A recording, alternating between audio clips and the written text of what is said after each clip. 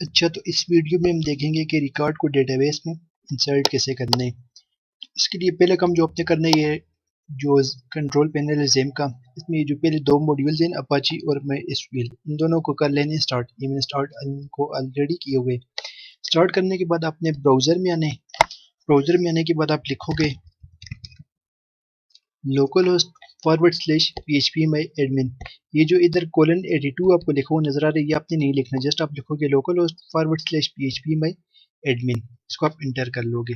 पहला काम मैं आपको बताऊंगा हम डेटाबेस कैसे बनाएंगे। डेटाबेस बनाने के बाद फिर हम कोडिंग का वर्क स्टार्ट करेंगे।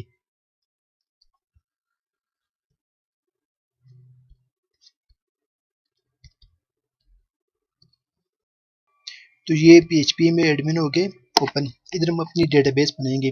डेटाबेस बनाने के लिए आपको ये इधर न्यू लिखा हुआ नजर आ रहा होगा, न्यू पे हम क्लिक करेंगे। न्यू पे क्लिक करेंगे जो इधर ऑप्शन आ रहा है कि क्रिएट डेटाबेस। इधर डेटाबेस का नेम बताना पड़ेगा। नेम आप कुछ भी रख सकते हो, लेकिन उसका जो स्टार्टिंग वो होना चाहिए ना लेटर, वो कोई नंबर वगैरह नहीं होना चाहिए, कोई स्पेशल कैरेक्टर वगैरह नहीं होना चाहिए। और अगर कोई आपकी नेम में से एक उसमें दो वर्ड्स आ रहे हैं तो आप स्पेस नहीं यूज करोगे, अंडरस्कोर यूज करोगे। तो हम इसका नेम रखते हैं प्रैक्टिस। ये डेटाबेस का हम नेम रखते हैं।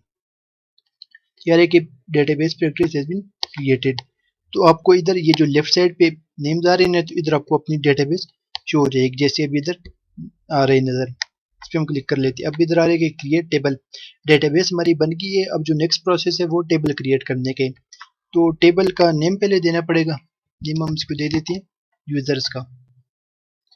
इसको गो करते हैं हम। अब इधर बताना पड़ेगा कि ये जो हमारा यूजर का टेबल है ना, इसमें कॉलम्स कौन कौन से होंगे। ठीक है, इधर कॉलम्स हम बता देते हैं। पहला जो कॉलम होगा वो आईडी का होगा, दूसरा कॉलम नेम होगा, ये ईमेल हो गया, सेल नंबर, इनकी हम एक और ऐड कर लेते हैं, पासवर्ड।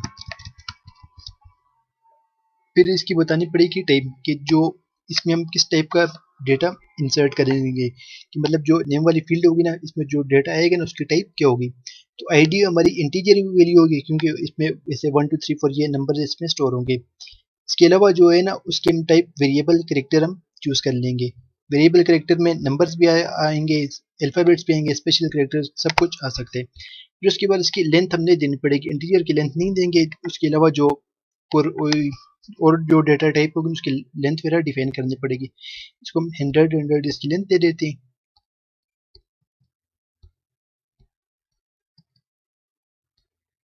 फिर ये जो आईडी है ना, इसको हम बनाएंगे।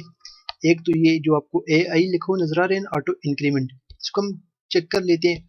और इंडेक्स से हम इसको प्राइमरी सेलेक्ट कर लेते हैं। प्राइमरी क्या हो गई, ये हमारी की बन जाएगी, प्राइमरी की बन जाएगी। इसको हम सेव कर लेते हैं।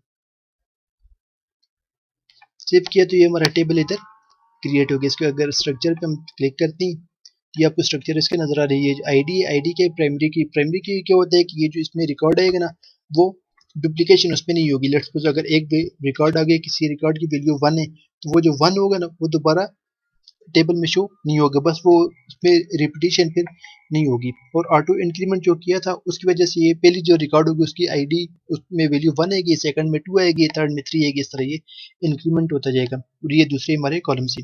अब आ जाते हैं कोडिंग वाले पार्ट में। ये एडिटर में न्यू पेज हम बना लेते हैं। इसको पहले सेव कर लेते हैं। अच्छा, ये जो आप इसको पेज को सेव करोगे ना, तो पेज आपने स्पेसिफिक लोकेशन पे सेव करना पड़ेगा। वो लोकेशन कौन सी है, आप इधर आओगे जी, जिधर आपने इसकी ये जो जेम इंस्टॉल किया ना उसमें हो गए। मैंने ये सी ड्राइव में इंस्टॉल किए होते, सी में आके ये जेम के फोल्डर में आएंगे। और इधर ये जो htdocs का आपको फोल्डर नजर आ रहे हैं ना, इसमें अपने आने। इधर मैंने एक और फोल्डर बनाए हुए प्रैक्टिस के नेम से, उसमें मैं अपनी फाइल को सेव करूंगा।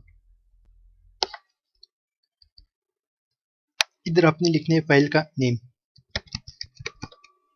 और उसकी जो एक्सटेंशन होगी .php लगाओगे। इसको सेव कर लेती हैं। ठीक है, ये हमारी फाइल होगी सेव। अब यूजर से हमने डेटा को लेने और उस डेटा को फिर डेटाबेस में इंसर्ट करने। तो पहले हम यूजर से डेटा लेंगे। यूजर से डेटा हम कैसे लेंगे, वो एक फॉर्म के थ्रू लेंगे। तो इसलिए हम पहले एक फॉर्म बना लेते हैं। इसका टाइटल रख लेते हैं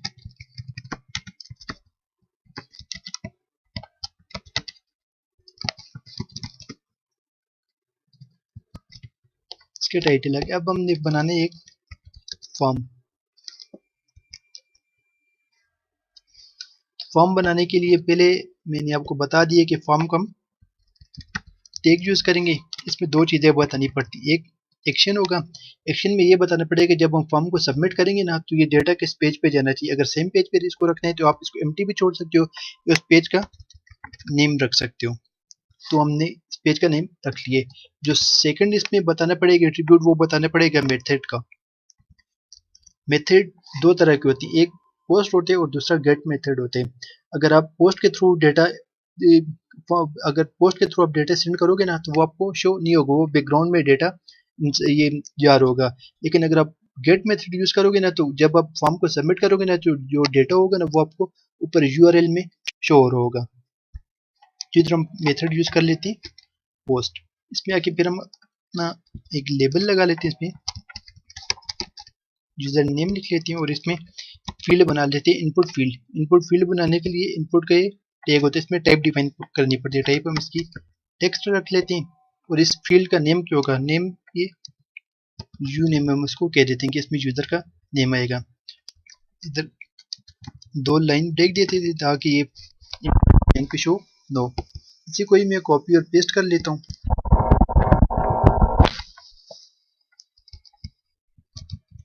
यूजर ईमेल, इसको हम लिख लेते हैं ईमेल। ये सेल नंबर आ गया, इसको हम क्या देते हैं सेल नंबर। ये ठीक है, इसको नेम ऐसे देना पड़ेगा जो भी आप इसकी, ये जो नेम इधर दे रहे हैं ना ये आप अपनी मर्जी का कुछ भी नेम दे सकते हो। पासवर्ड, और इसको लास्ट वाले को नेम हम दे देते हैं पासवर्ड का। ये हमने फॉर्म बना लिया। लास्ट में एक हम बटन लगा लेते हैं। इसकी टाइप बटन की दो तरह के बटन होते हैं, एक सबमिट होते हैं और दूसरा रीसेट बटन होते हैं। तो हमने इधर बनाने सबमिट बटन, इसका नेम भी सबमिट रख लेते हैं। और वैल्यू, वैल्यू क्या होगी, जो बटन के ऊपर हमें टेक्स्ट शो होगा उसमें हम लिख लेते हैं सबमिट। ठीक है, ये हमने फॉर्म बना लिया, सिंपल सा फॉर्म है, पहली वीडियोस में आपने देख लिया होगा। अब हमारा आ जाते हैं पीएचपी वाला पार्ट। हमने क्या करना है कि यूजर से डेटा लेने और उसको डेटाबेस में इंसर्ट करने, मतलब हम डेटाबेस के साथ इंटरेक्ट करेंगे। तो जो पहला काम हम करेंगे ना तो वो डेटाबेस के साथ हम कनेक्शन बनाएंगे। कनेक्शन बनाने के लिए पहले एक हम इधर वेरिएबल बना लेते हैं कौन का, ठीक है। डॉलर साइन यूज करते हैं वेरिएबल बनाने के लिए, और ये कौन हमारा के वेरिएबल है। अब डेटाबेस से हमने कनेक्शन बनाने, तो कनेक्शन के लिए जो फंक्शन यूज होते हैं वो mysqli_connect ये फंक्शन यूज होता है। इसमें चार वैल्यूज हमने बतानी पड़ती हैं। फर्स्ट जो वैल्यू होगी या जो फर्स्ट पैरामीटर होगा कि वो सर्वर हमारा कौन सा है, वो हो गया जी लोकल होस्ट। जो सेकंड पैरामीटर होगा वो बताना पड़ेगा इस पे यूजर कौन से, तो यूजर हमारा होगा रूट। थर्ड वैल्यू होगी कि इसका पासवर्ड, ये जो लोकल होस्ट है ना इस पर कोई पासवर्ड वैल्यू लगा हुआ है कि नहीं, तो पासवर्ड कोई भी नहीं है इसलिए हम इसको एम्प्टी छोड़ देंगे। जो लास्ट वन होगा वो डेटाबेस का नेम होगा। तो अभी हमने डेटाबेस बनाई थी, मैं आपको इधर शो करता हूँ। डेटाबेस का नेम हमारा क्या था, ये प्रैक्टिस, ये हमारी डेटाबेस नेम है। तो इधर हम लिख लेते हैं प्रैक्टिस। ये फंक्शन mysqli_connect फंक्शन डेटाबेस से कनेक्शन बनाने के लिए यूज होता है। इसमें चार वैल्यूज बनानी पड़ेगी, एक जो सर्वर हमारा हो गया, दूसरा ये जो यूजर हो गया, थर्ड अगर कोई पासवर्ड है तो पासवर्ड का बताना पड़ेगा, और लास्ट डेटाबेस का नेम होगा। ये यहाँ तक काम हमारा कंप्लीट हो गया। अब हम चेक करते हैं कि अगर बटन पे क्लिक किए हुए तो फिर हमने वैल्यूज को लेने हैं, तो उसके लिए हम इफ की एक स्टेटमेंट लगा लेते हैं। ठीक है, इफ की स्टेटमेंट चेक करते हैं कि बटन पे क्लिक किए हुए यानी उसके लिए एक फंक्शन है इस सेट। ठीक है, इस सेट फंक्शन क्या करते हैं कि किसी चीज पे एक्शन परफॉर्म हो गया कि नहीं। अब हम चेक किसको करने के, किस पे एक्शन परफॉर्म हुई है कि नहीं, ये जो बटन को, और बटन का नेम हमने क्या दिया है सबमिट।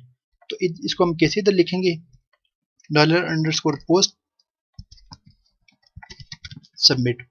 ये $_post क्यों यूज किया, क्योंकि फॉर्म से जो डेटा आ रहे हैं ना वो पोस्ट मेथड के थ्रू आ रहे हैं। तो इसलिए जो भी हम फॉर्म से किसी भी फील्ड का वैल्यू वगैरह लेंगे ना तो $_post हम यूज करेंगे। इस लाइन पे हमने क्या किया कि if it said $_post submit, अगर ये सबमिट वाला बटन क्लिक किया गया तो फिर ये नीचे काम परफॉर्म करो। अब हम क्या कहेंगे कि ये जो वैल्यूज, ये जो इनपुट फील्ड हमने बनाई ना, चार इनपुट फील्ड ये वाली, इनका इनसे हमने वैल्यू लेनी है, ये नेम, ईमेल, सेल नंबर और पासवर्ड से। ये वैल्यूज हमने जो यूजर फॉर्म को सबमिट करेगा ना, तो इन फील्ड से वैल्यू को हम लेके लोकल वेरिएबल में स्टोर करते हैं, फिर उसको हम क्वेरी में यूज करेंगे। तो फॉर्म से हमने वैल्यूज कैसे लेनी है? फॉर्म से वैल्यू लेने के लिए हम लिखेंगे जी, पहले तो एक लोकल वेरिएबल बना देते हैं, उसका नेम हम रखते हैं जी नेम, मतलब इसमें नेम की वैल्यू आके स्टोर होगी, उसको इक्वल टू कर लेते हैं। अब हमने फॉर्म से वैल्यू लेके इसमें स्टोर करनी है ना, तो क्या होगा जी, $_post, और इसमें वो फील्ड का नेम क्या है, यू नेम, ये हमारी फील्ड का नेम है। इसी तरह नेक्स्ट होगा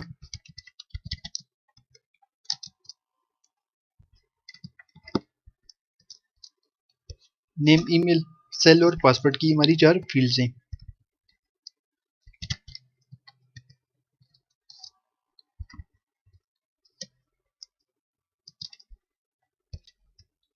और लास्ट हमारी आ गई पासवर्ड की फील्ड।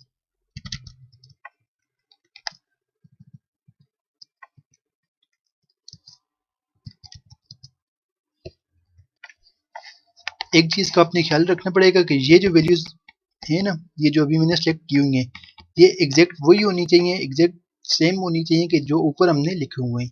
ठीक है, जैसे ये इधर यू लोअर केस है और फिर एन आगे अपर केस में और फिर आगे नेम लिखा हुआ है, तो इसी तरह एग्जैक्ट ये ऊपर सेम होना चाहिए। अगर ये सेम नहीं होगा तो फिर आपको एरर देगा। इसी ये जैसे जितनी फील्ड है ना, तो आपको देखने की ये सेम हमने लिखी हुई है।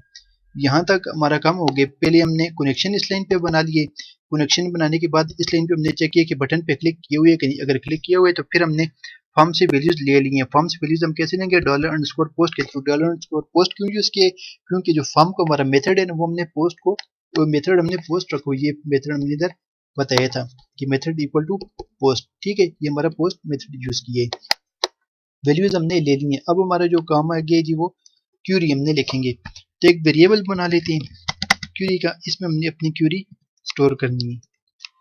अब हमने क्या करना है, डेटाबेस में रिकॉर्ड को इंसर्ट करने इस टेबल में। ये जो हमने टेबल बनाए ना यूजर्स का, इसमें हमने रिकॉर्ड को इंसर्ट करने।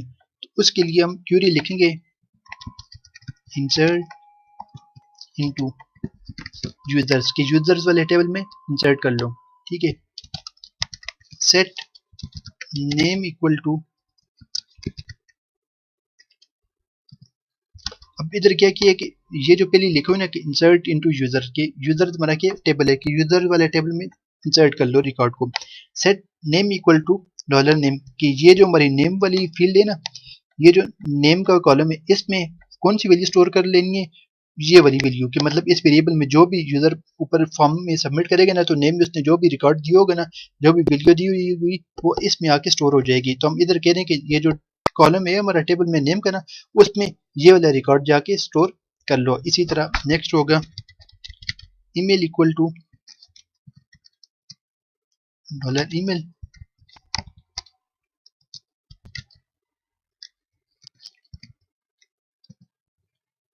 सेल नंबर का अगर लास्ट हमारा आ गया पासवर्ड का।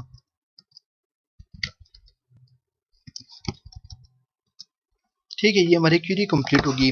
अब एक चीज का आपको ख्याल रखना पड़ेगा कि ये जो अभी मैंने सेलेक्ट की हुई है ना, ये हमारे कहीं कॉलम नेम्स हैं। ये जो टेबल हमने बनाए हुए ना, ये जो यूजर्स का टेबल बनाए हुए, इसमें हमारी ये कॉलम नेम्स है। और आप इनकी अरेंजमेंट देखो, पहले नेम का कॉलम है, फिर ईमेल है, फिर सेल नंबर और फिर पासवर्ड है। आपने इसी अरेंजमेंट से इसको लिखना पड़ेगा अपने कोडिंग में भी, क्यूरी में भी। अगर आपने इसकी अरेंजमेंट गलत कर ली तो फिर ये आपको इशू देगा। जैसे पहले मैंने नेम लिखा हुआ है, फिर ईमेल है, फिर सेल नंबर और फिर पासवर्ड है। अगर सेल नंबर को मैं पहले लिख लेता हूँ, ईमेल को बाद में लिख लेता हूँ, तो फिर ये आपको एरर शो करेगा। ठीक है, ये हम क्यूरी इधर लिख ली। अब हमने इस क्यूरी को एग्जीक्यूट करने है। क्यूरी को एग्जीक्यूट करने के लिए जो फंक्शन हमारा यूज होता है ना, वो होगा जी mysqli अंडरस्कोर क्यूरी। ये हमारा फंक्शन है। इसको हमने दो चीजें बतानी पड़ेंगी। एक तो कनेक्शन बताना पड़ेगा कि मतलब किस डेटाबेस के साथ हमने ये, किस डेटाबेस पे ये वाली क्यूरी हमने इंसर्ट करनी है, किस डेटाबेस पे ये क्यूरी को चलाना है जाके। तो डेटाबेस हमने इस वेरिएबल में स्टोर की हुई है, उस वेरिएबल को इधर हम पास कर लेते हैं। और दूसरी चीज के किस क्यूरी को हमने एग्जीक्यूट करना है, तो उसको हमने इसमें स्टोर किया हुए हैं, तो इसको इधर हम पास कर लेते हैं। ठीक हो गया, यहाँ तक काम हमारा कंप्लीट हो गया। इसका जो रिजल्ट होगा ना, वो कोई बुलियन वैल्यू होगी, ट्रू या फॉल्स, आप इसको समझ लीजिए, 0 या 1 कुछ भी ऐसी वैल्यू होगी। उसको हम एक वेरिएबल में स्टोर कर लेते हैं।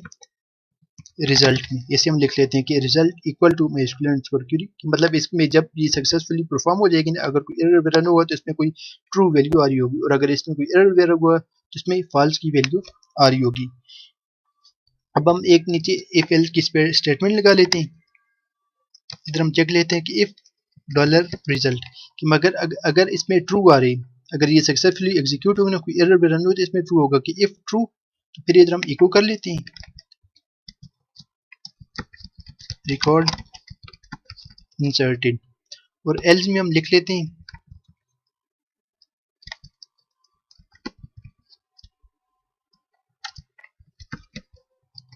ये हमें टेक्स्ट अगर सक्सेसफुली रिकॉर्ड इंसर्ट हो गया ना तो ये वाला मैसेज हमें शो हो जाएगा, और अगर कोई एरर वगैरह हुआ तो ये एरर रिकॉर्ड ये वाला मैसेज हमें शो हो जाएगा।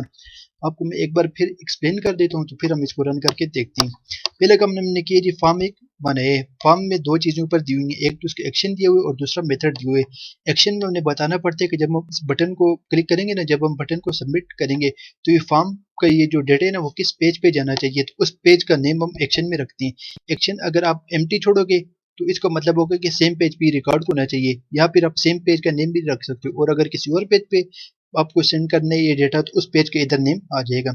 मेथड आपने बताना है कि आप ये जो डेटा सबमिट कर रहे हो ना, ये किस मेथड के थ्रू आपने करना है, पोस्ट के थ्रू या गेट के थ्रू। पोस्ट और गेट का मैंने आपको डिफरेंस बताया, अगर पोस्ट के थ्रू आप करोगे तो ये बैकग्राउंड में डेटा जा रहा होगा, अगर गेट के थ्रू करोगे तो ये URL से डेटा जाएगा।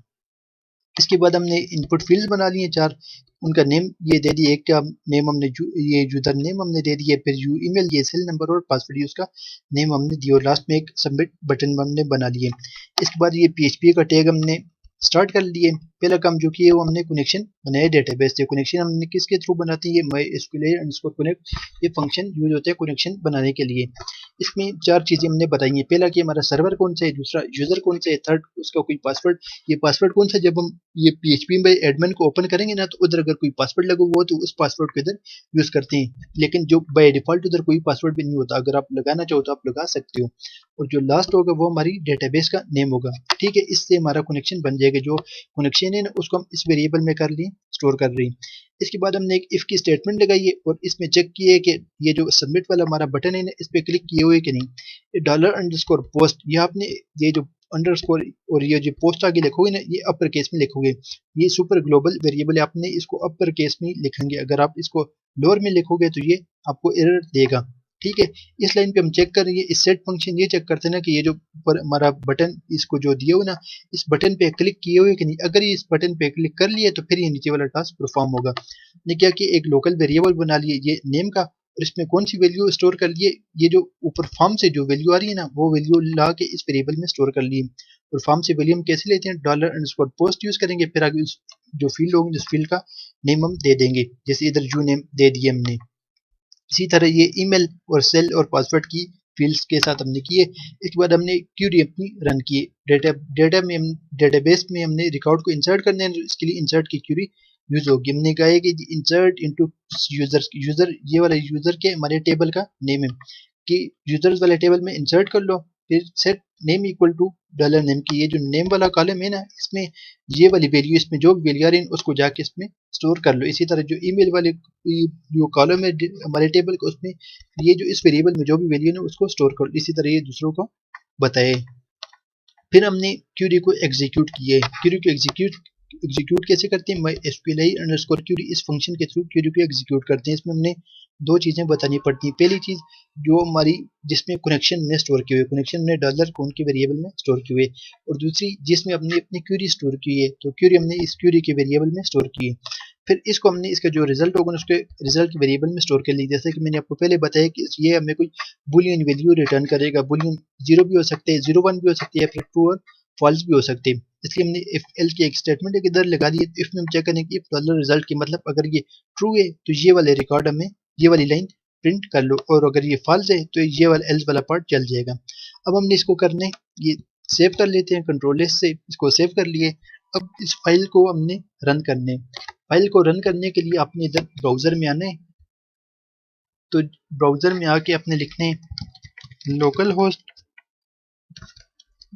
ये इधर जो मैंने :82 लिखे ना, आपने :82 नहीं लिखना, जस्ट आपने लिखना है लोकल और फॉरवर्ड स्लैश फिर हम फोल्डर का नेम बताना पड़ेगा। फोल्डर हमने बनाए हुए प्रैक्टिस का, फिर उसके आगे फाइल नेम है insert डॉट php।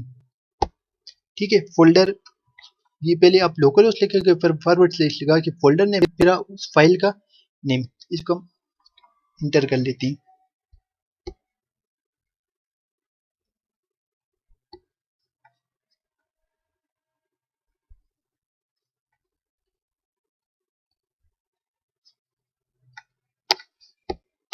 ये फॉर्म हमारे पास शो हो गए। अब हम इसमें कोई भी वैल्यूज दे के चेक कर लेते हैं।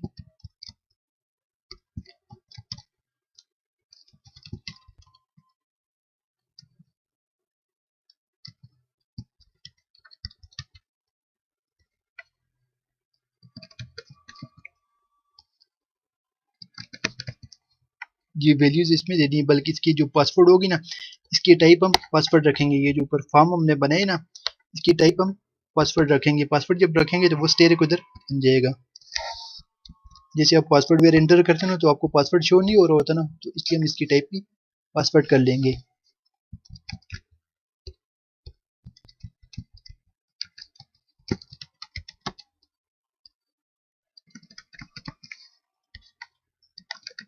अब इसकी टाइप हमने पासवर्ड की, तो ये डॉट डॉट आपको शो एक्चुअल जो आपने की अल्फाबेट्स वगैरह, ये जो भी नंबर आपने एंटर किए ना, वो आपको नहीं शो होगा। इसको हम सेव करते हैं। तो ये मैसेज हमें शो हो गया कि रिकॉर्ड इंसर्टेड। अब इसको जाके डेटाबेस में हम चेक करते हैं। तो इधर देखने के लिए आप ये PHP में एडमिन में आओगे, अपनी डेटाबेस को सिलेक्ट करोगे, फिर उस टेबल को करोगे सिलेक्ट।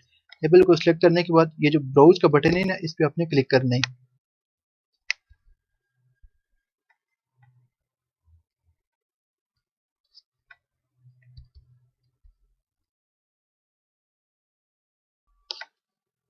तो ये रिकॉर्ड हमारा इधर स्टोर हो गया।